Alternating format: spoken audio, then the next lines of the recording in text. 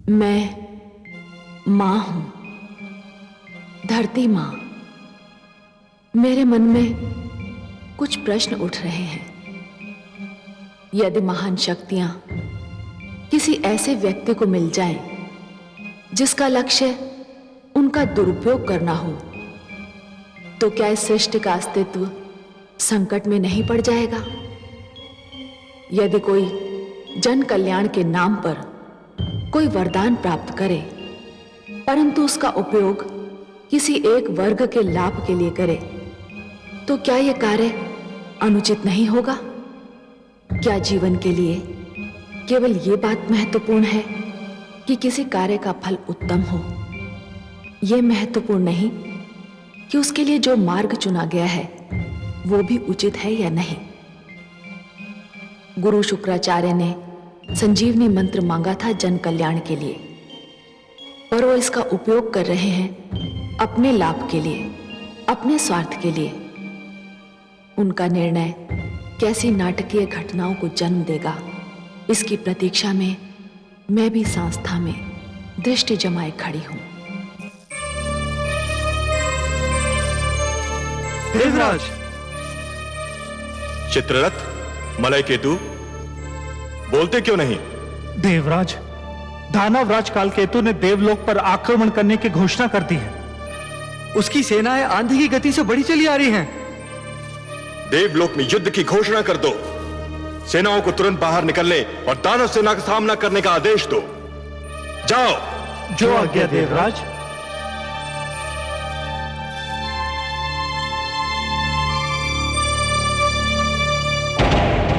मेरे लिए ये युद्ध अपने दानव शिष्यों को दिए गए वचन को निभाने का अवसर है। मैंने अपने शिष्यों को वचन दिया था कि मैं दानव संस्कृति की रक्षा करूंगा और उसे विजयी बनाऊंगा। क्या इसके लिए युद्ध प्रथम और अंतिम मार्ग है? हाँ देवी, मैं तो उस मार्ग पर अपना पग धर भी चुका। तो फिर आप छाया की भांति मुझे हर पल अपने साथ पाएंगे। मेरे लिए मेरा पति सर्वश्रेष्ठ है। मैं आपकी धर्मपत्नी हूँ स्वामी। जीवन में कोई और नाता, कोई और संबंध यदि महत्व भी रखता है, तो इस नाते के बाद रखता है। आप जाइए।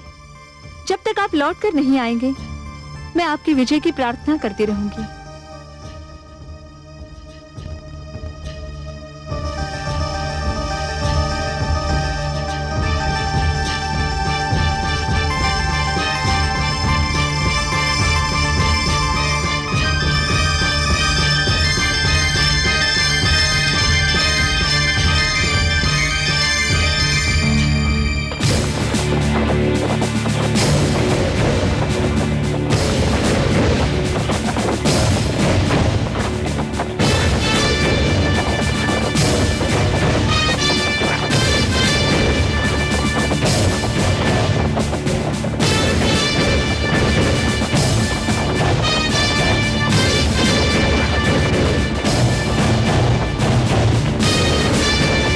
सारथी, रथ रोको। रुको सारथी।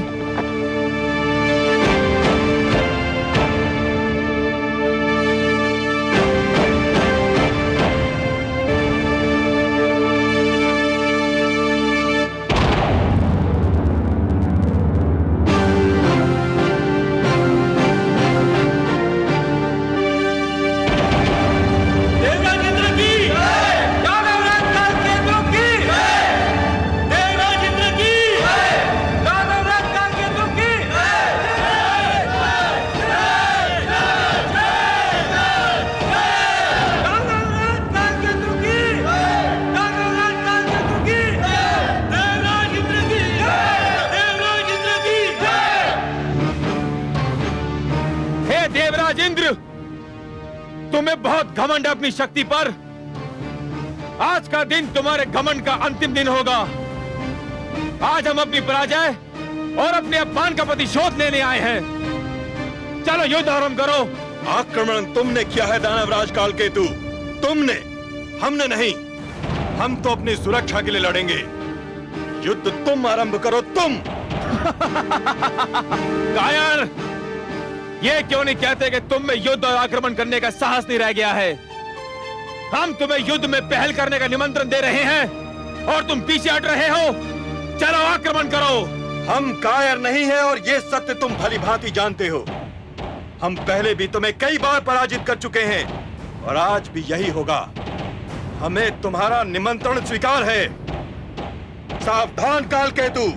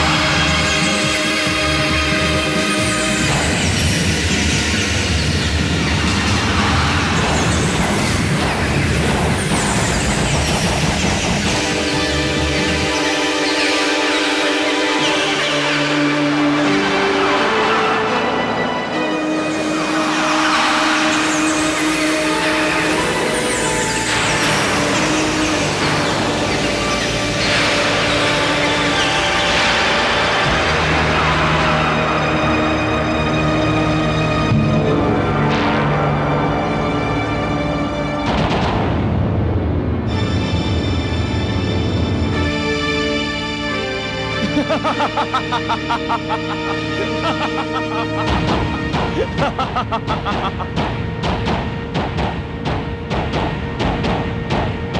तक तुमने प्रहार किया है, अब हमारी बारी है। सावधान!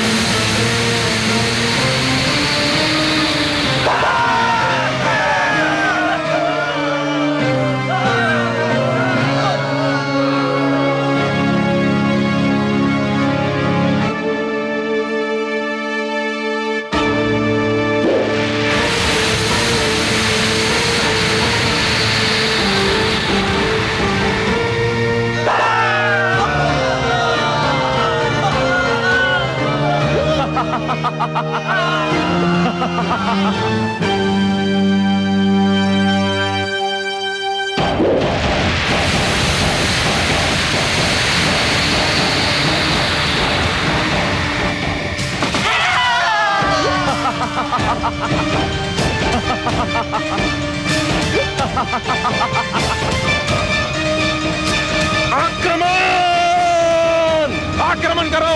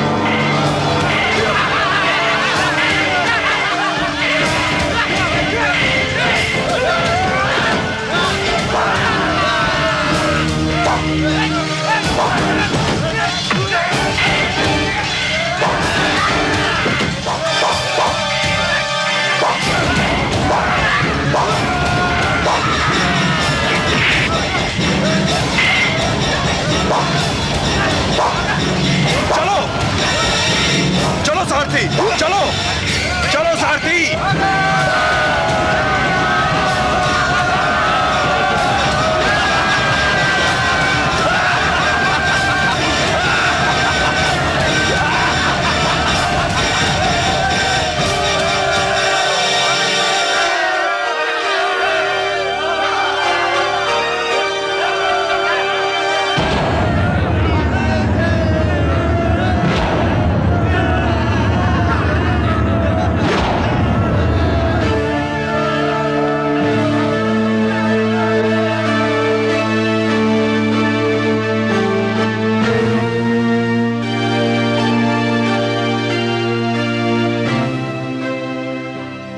आपकी कृपा से हम जीत गए गुरुदेव। तुमने पहली बार हमें गुरु दक्षिणा दी है काल केतु। ये भेंट स्वीकार कीजिए गुरुदेव, ये इंद्र का वज्र है।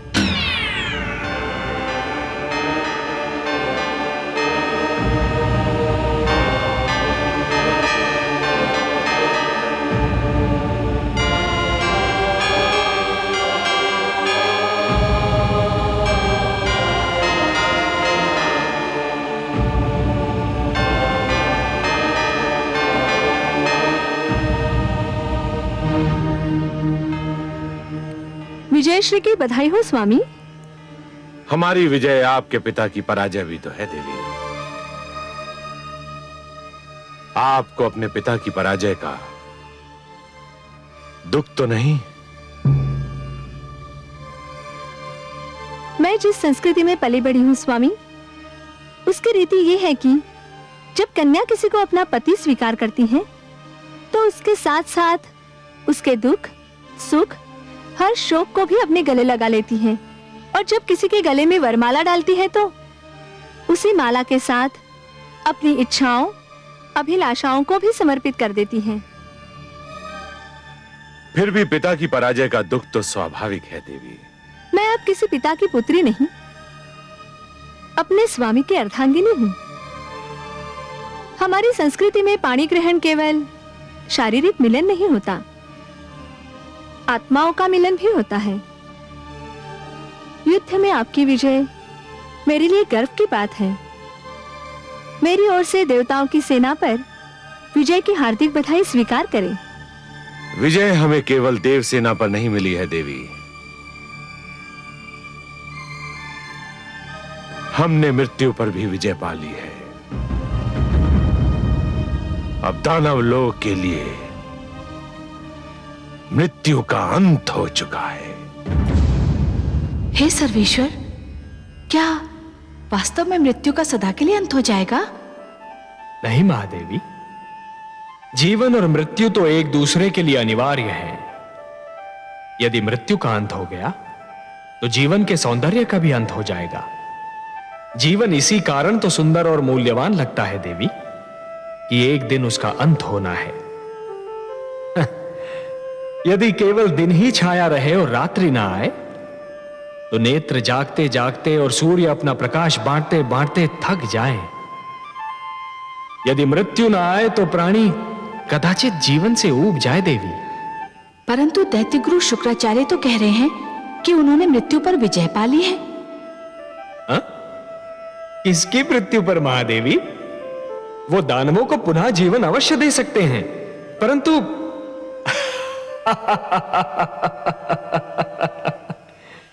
महादेवी आप तो बस देखती जाइए कि जिस अभिमान ने देवेंद्र के सिर में अपना डेरा जमा रखा था, अब वही अभिमान दैत्य गुरु शुक्राचार्य के सिर में अपना घर बना रहा है। परंतु हे कमल नयन, अभी तो देवेंद्र बहुत उदास, बहुत दुखी और बहुत टूटे हुए दिख रहे हैं। हाँ महादेवी, हाँ, भूल का मूल्य तो चुकाना ही पड़ता है।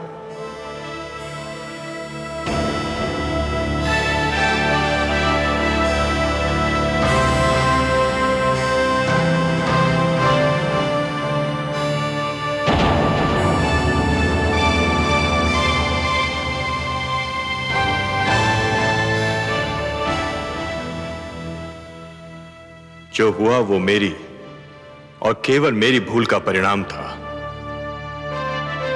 इस भूल में आप अकेले नहीं हैं देवेंद्र। हम सब ने भी तो अपने आप को जी भर के छला था। जो हो चुका है उसका शोक समस्या का समाधान नहीं है देवेंद्र। यह स्थिति बहुत गंभीर और घातक है कि दानवों का जीवन संजीवनी की छाया में सुरक्षित हो चुका है और देव जीवन आज सुरक्षा की राहों में भटक रहा है। इस स्थिति में मेरी दृष्टि कहीं जाकर ठहरती है तो केवल लक्ष्मी नारायण के चरणों पर। उनके सिवा कोई नहीं जो हमें संकट से उबार सके। देवेंद्र, हमें श्री विष्णु के पास चलना चाहिए।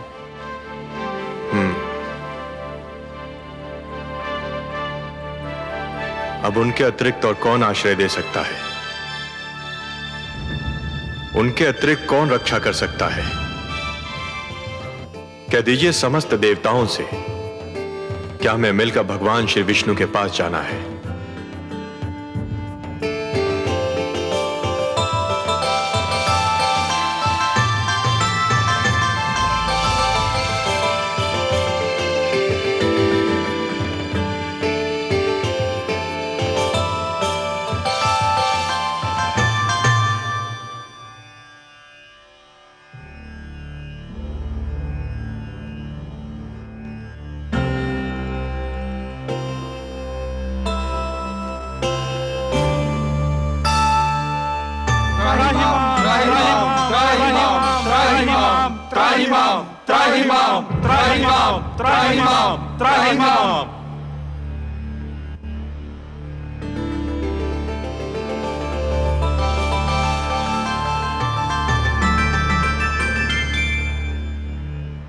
हे देवेश्वर, हम पराजित हुए। हमारी सेना के अगणित सेनानी वीर गति को प्राप्त हुए। हमारा सिर लज्जा से झुक गया। आपके अतिरिक्त और कोई नहीं जो हमारी रक्षा करे, हमारे दुख का निवारण करे। हे परमेश्वर, हमारी सहायता कीजिए। हे नारायण, दैत्य गुरु शुक्राचार्य ने भगवान शिव से संजीवनी मंत्र क्या प्राप्त किया? हमारे सिरों पर मृत्यु और पराजय का वज्र आ गिरा। हे लक्ष्मीपति, यदि दानव मरते हैं तो दैत्य गुरु उन्हें फिर से जीवित कर देते हैं, और जब देवता मरते हैं तो उनका सदा के लिए अंत हो जाता है। हे सर्वशक्तिमान, यही दशा रही तो देवता घटते जाएंगे, दानव बढ़ते जाएंगे, और एक दिन देवलोक पर दानवों का आधिपत्य हो जाएगा। देव संस्कृति गिर जाएगी तो मानव संस्कृति भी गिर जाएगी। जब हम संजीवनी मंत्र से सुरक्षित नहीं, तो मानव तो और भी दुर्बल है। हमें संजीवनी मंत्र से बचाइए प्रभु, हमारी सहायता कीजिए। संजीवनी मंत्र का केवल एक उत्तर है, अमृत। अमृत? अमृत? अमृत वो है जो पीने वाले को अमर बना देता है। मृत्यु उसे छू नहीं सकती। परंतु हे लक्ष्मी नारायण, अमृत हमें कहां मिलेगा, कैसे मिलेगा? देवेंद्र, अमृत आपको समुद्र से मिलेगा, सागर का मंथन करने से मिलेगा। अमृत? परंतु हे जगदीश्वर, हमें तो अमृत के विषय में कुछ भी ज्ञान नहीं। हे देवराज, जिस प्रकार दूध के भीतर माखन छिपा तो होता है, परंतु वो मिलता तभी है जब दूध को मथा जाता है, उसी प्रकार समुद्र के भीतर अनेक पदार्थ छिपे हैं, अनमोल रत्न छिपे हैं। उन्हें केवल मंथन के द्वारा ही निकाला जा सकता है। अमृत उनमें सबसे अनमोल है। सत्य तो यह है देवगण कि मंथन मथने और खंगालने की उस क्रिया का नाम है जिसके द्वारा स्वयं के भीतरी गुणों और अवगुणों की खोज की जाती है।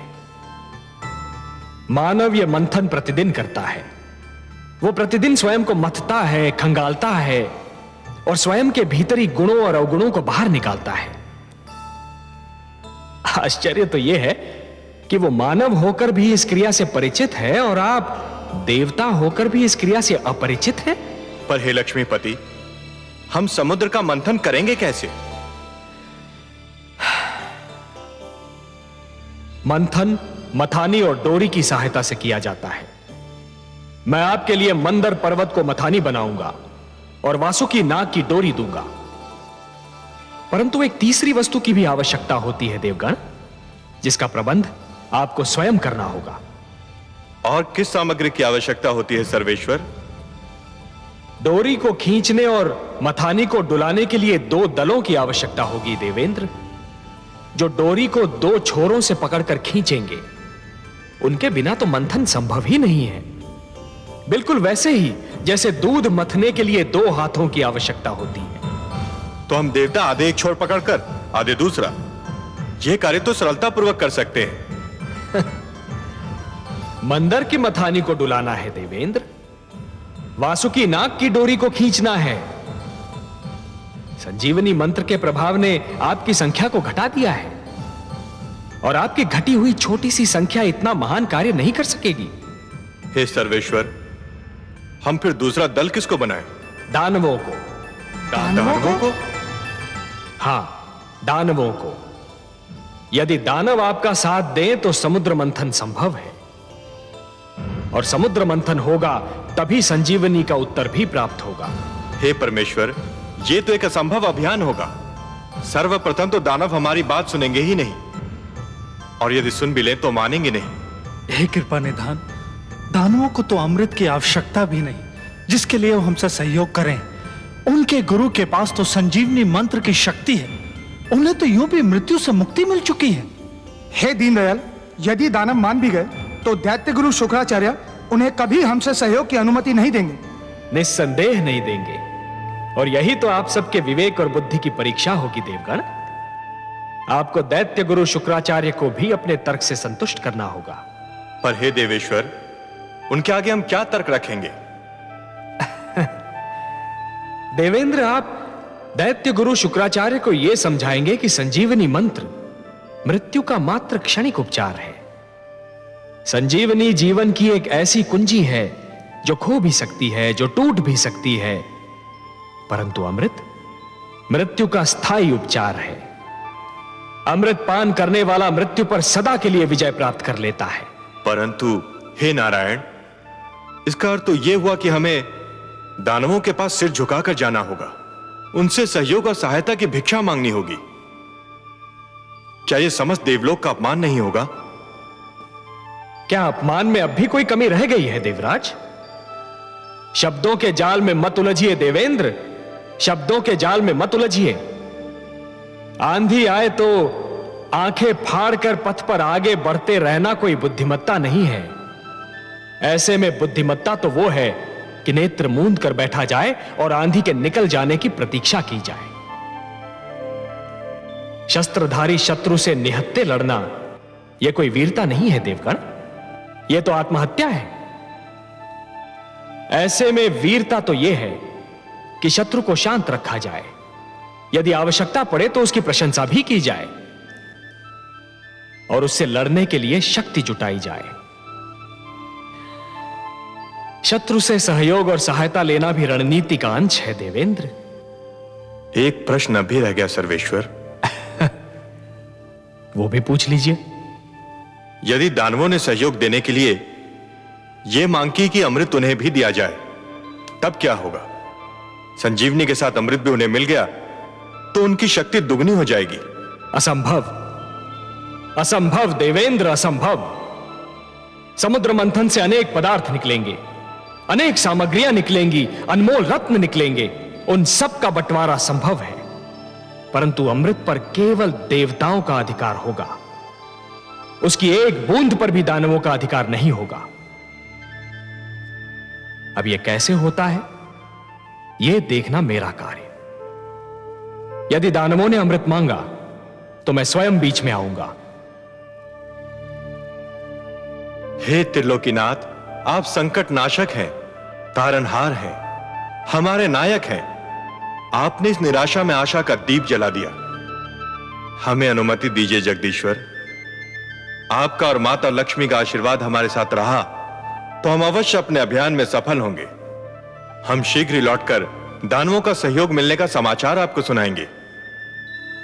शुभस्य शीघ्रम।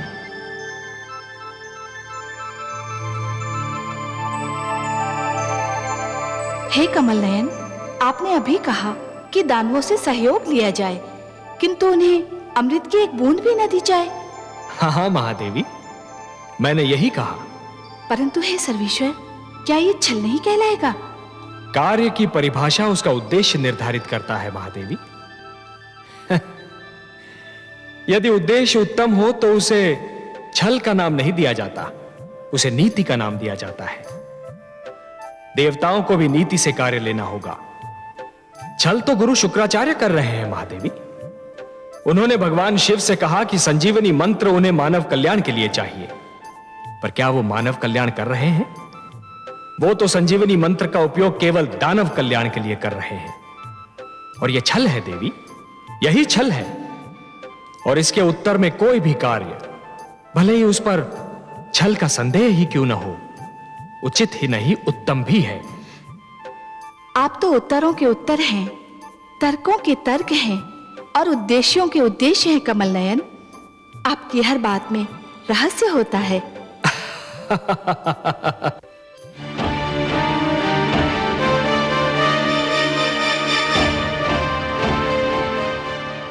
दानवराज की जय हो। देवलोक से देवराज इंद्र अपने सहयोगी देवताओं के साथ पधारे हैं और दानवराज की सेवा में उपस्थित होने की अनुमति चाहते हैं। पराजय विजय से मिलने आई है महाराज, बधाई हो। सावधान कालकेतु, उनके आने में अवश्य ही कोई रहस्य है। देवराज और उनके साथी देवताओं को सम्मान सहित सभागार में लाया जाए। जो आज्ञा दानवराज।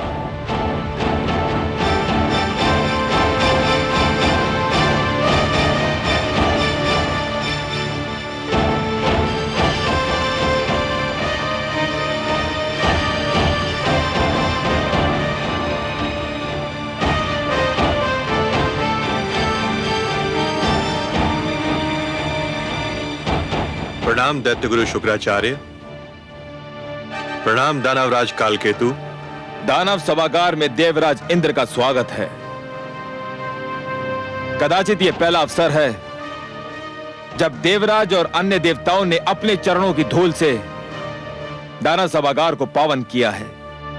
आप सत्य कह रहे हैं महाराज, नहीं तो हम इस योग्य कहां थे कि इतने महान व्यक्तियों के दर्शन पाते। ये ना भूलिए महाराज कालकेतु कि हम में वैर के अतिरिक्त भी एक नाता है। उस नाते को भी स्पष्ट कर दीजिए देवराज। हम और आप अलग अलग माताओं के किंतु एक ही पिता की संतानें हैं। हम एक दूसरे के भ्राता भी हैं दानवराज।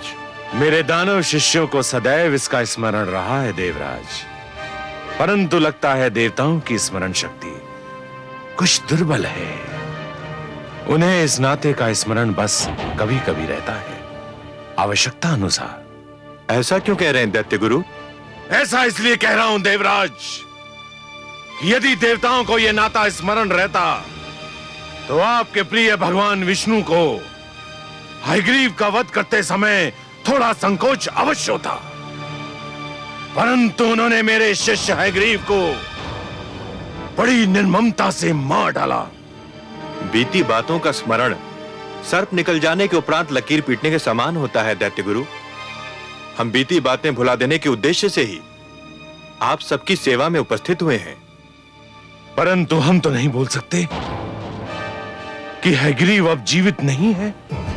हयग्रीव जीवित रहता यदि उस समय आपके पास संजीवनी मंत्र होता, या हम सबके पास वो होता जिसे प्राप्त करने का प्रस्ताव लेकर हम यहां आए हैं। क्या प्राप्त करने का प्रस्ताव लेकर आए हैं देवराज? मैं अमृत प्राप्त करने का प्रस्ताव लेकर आया हूं दानवराज। अमृत? हाँ अमृत, परंतु उसे प्राप्त करने के लिए हम में और आप में सहयोग और समझौता आवश्यक है। सहयोग, समझौता। जल अग्नि से समझौता करने आया है, मृग सिंह से सहयोग चाहता है। ये कैसी अनोखी बात कर रहे हैं आप देवराज इंद्र? और ये अमृत है किस वस्तु का नाम? अमृत वो अनमोल वस्तु है जिसे पीकर हम सब मृत्यु पर विजय पा सकते हैं। जिसको पीने वाला अमर हो जाता है, मृत्यु उसके निकट भी नहीं आ सकती। मृत्यु तो यूं भी मेरे शिष्यों के निकट नहीं आ सकती है देवराज, आ भी जाए तो उल्टे पांव लौट जाती है। आप भूल रहे हैं कि मेरे पास संजीवनी मंत्र है। दैत्य गुरु शुक्राचार्य, आप महान विद्वान हैं, महाज्ञानी हैं। संजीवनी मंत्र ने आपको इतना शक्तिशाली बना दिया है कि कोई आपके समक्ष सिर नहीं उठा सकता। फिर भी क्या मैं आपसे एक बात पूछ सकता हूं? अवश्य पूछिए देवराज, मैं आपको निराश नहीं करूंगा। यह सत्य है कि संजीवनी मंत्र के कारण दानव मृत्यु के भय से मुक्त हो चुके हैं। उन्हें मृत्यु आ भी जाए तो आप उन्हें पुनर्जीवन प्रदान कर देंगे, परंतु यदि आपको कुछ हो गया तब क्या होगा दैत्य गुरु?